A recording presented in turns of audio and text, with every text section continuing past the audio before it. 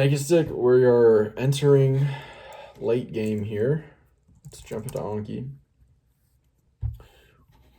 7 more flashcards. Here we go. What are the 5 sections of Chapter 5 Avoid Illusion Knowing? The 2 systems knowing, memory, illusions and memory distortions.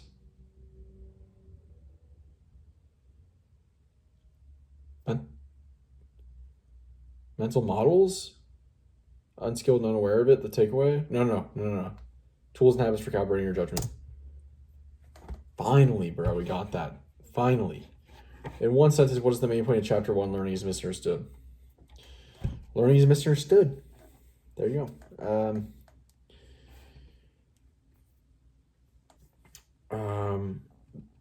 Learning is often misunderstood. It's mistakes for fluence. Easy learning is not real learning. The most effective learning is actually effortful and involves some struggle.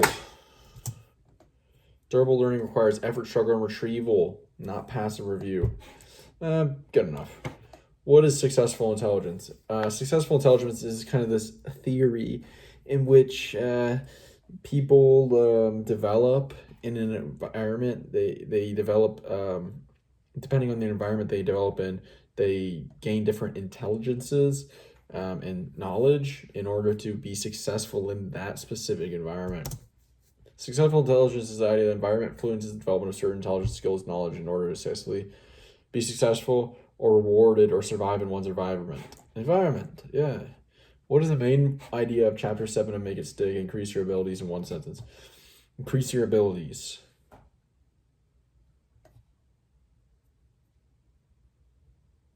Right? It's going to be a growth mindset, essentially.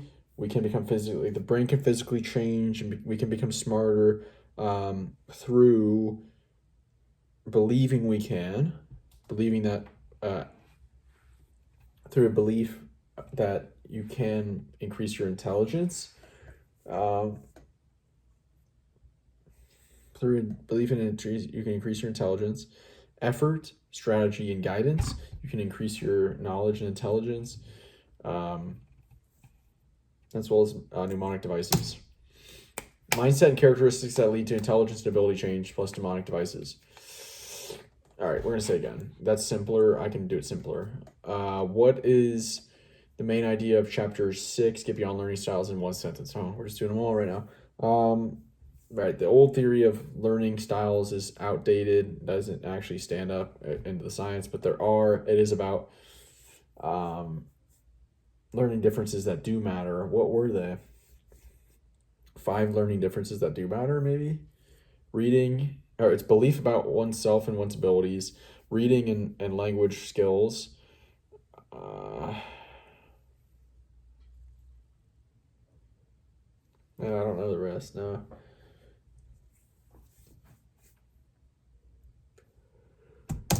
Give me all learning styles about 6 learning differences that do matter. Method learning style theory, 6 differences that learning matter. What core belief drives long-term skill growth, and how does it reshape behavior and brain structure?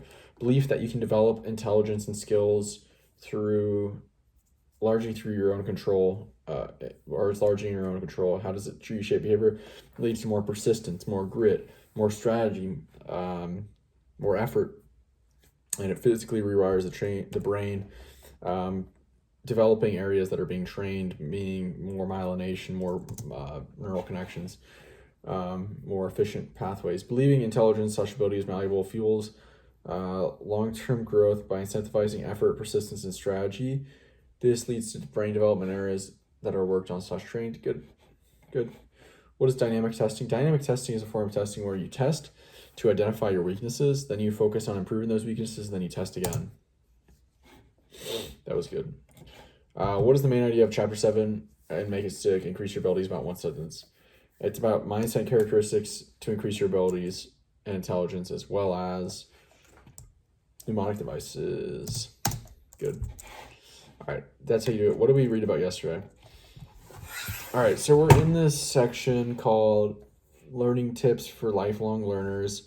It's largely the same stuff we already learned about in Learning Tips for Students, except now it's just more anecdotal stories rather than actual tips. So we read about retrieval practice, and then that story was about the actor who was really efficient at memorizing his lines and being a good actor and getting into character and how he did that. Then we talked about generation, learning as we go, learning as we do, learning from our effort, mistakes, and trying.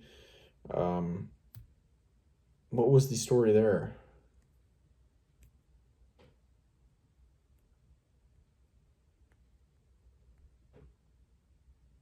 I think Mike Ebersold, the neurosurgeon, was in there. How he developed his that was in the next section, reflection. Neurosurgeon was in the next section, how reflection, he used reflection to improve his techniques and keep developing. What was the generation one about? I know they talked about like the gardener a little bit, but there was probably a story in there. What is that?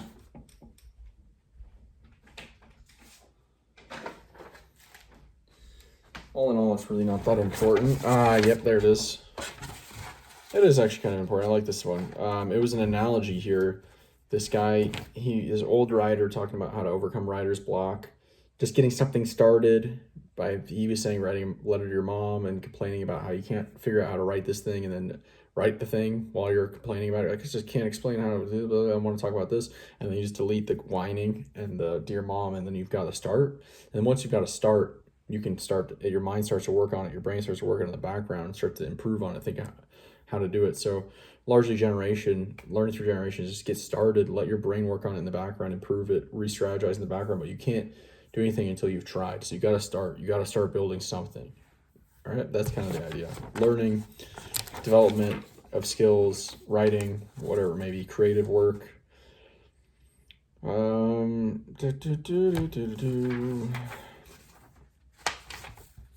right, now we're caught up, right? Yep. Let's jump back in. Now we're going to read about the Georgia football coach, how he applies reflection, maybe some other people, then elaboration, and then we might get to the next big section, which is tips for teachers. So I'll be back in a bit after I've read. All right. Dude, my hand is starting to get sore from all this writing. It's starting to piss me off. I don't know how to explain it. It's like this knuckle keeps getting out of the fucking right placement. It hurts, dude. I need something to like put in between my fingers, but everything I do slows down my writing. Gosh, that's uncomfortable, dude. I don't know if it's these pens. Might be these pens. You know what?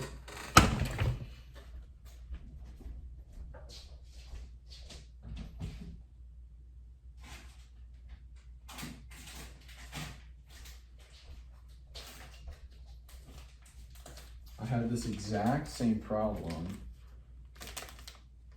about a year ago when I was writing so much for my notes in school, and so then I stopped taking so many notes, handwritten, that is. Oh no, it's not gonna fit on these pens, huh? Ow.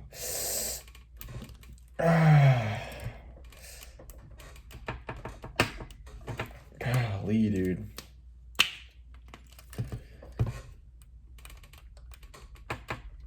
Gosh.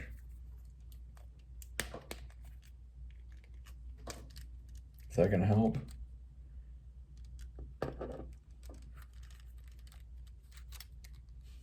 I might have to literally write like this, dude.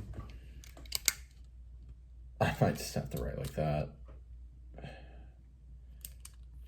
Otherwise, how am I gonna... this would be comfortable, but it's so slow. Maybe this.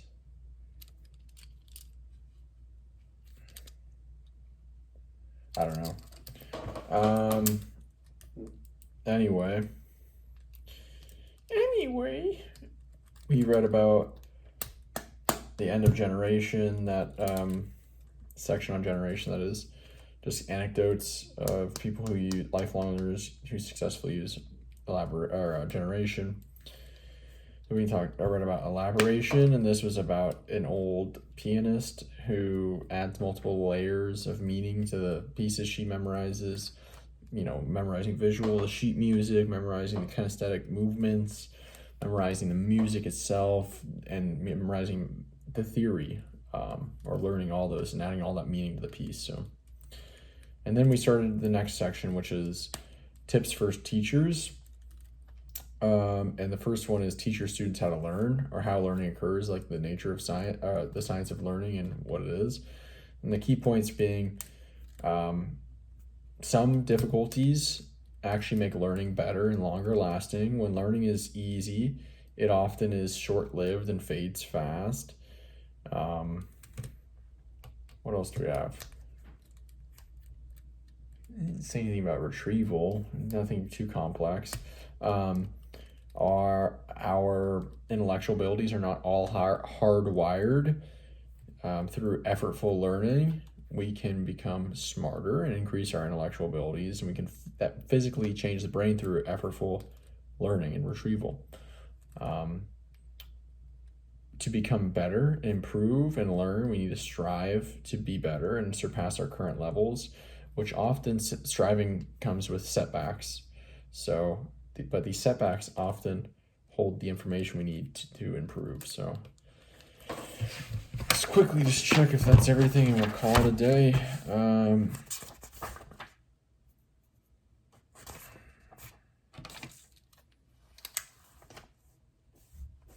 Looks like we're writing like that now. Yep. This is only another page. 2 pages, and then we're into stories again about teachers. Oh no, these are more ways, some of the examples of like hands-on things that this teacher is using. Another teacher,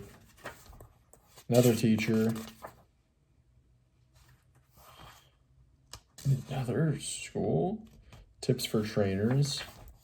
I think tips for trainers is the last section of this book.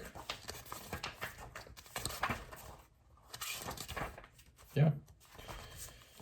Well, we're getting close then. Man, I'm just like excited to wrap up and to put this one in the books. Probably will be another 15 days though, another 2 weeks. I wouldn't be surprised if this was a 120-day journey. So that's it for today. Talk to you later. See ya.